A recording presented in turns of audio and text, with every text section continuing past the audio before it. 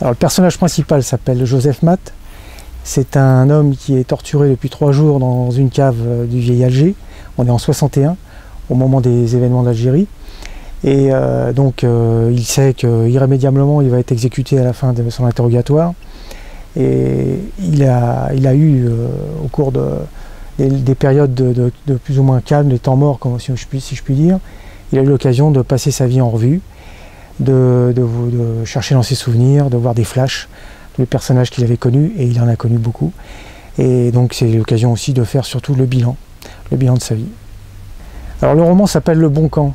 Le Bon Camp, pourquoi? Parce que c'est un personnage, Joseph Matt a beaucoup navigué, il a fait beaucoup au sens figuré bien sûr, il a été un peu dans tous les camps au cours de la période qui va de 1936 à 1945, il a évolué un petit peu dans tous les camps. C'est-à-dire qu'il a connu aussi bien des gens qui étaient des trotskistes pendant la guerre d'Espagne, des communistes bien entendu, il a connu des gestapistes, il a connu des flics, il a connu des voyous, il a connu un peu tout ce monde-là. Donc le Bon Camp, c'est comment se situer et quelle est la vraie valeur d'un engagement et quel bénéfice on peut en tirer à la fin de sa vie. Mon roman est un roman historique. Tous les faits, les événements dont je parle se sont produits. Les personnages aussi sont historiques, sauf le personnage principal, Joseph Matt, qui lui est un personnage fictif, mais qui aurait pu exister.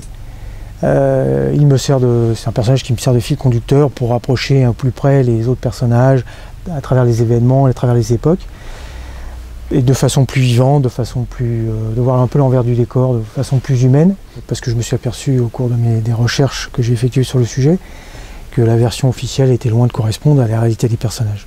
Mais au risque de paraître prétentieux, j'ai plutôt cherché à faire parler les personnages sans adopter un style particulier. Je les ai fait parler comme je pense qu'ils auraient pu parler. J'ai beaucoup fait de recherches sur les personnages comme Blément par exemple, Danos, comme Lafont. Enfin, je fais parler les personnages comme j'ai l'impression qu'ils auraient parlé sans tomber dans l'outrance, sans tomber dans un défaut de les faire parler par exemple tout le temps argot, puisque c'est dans le milieu. Voilà, donc je pense que j'ai pas été forcément influencé.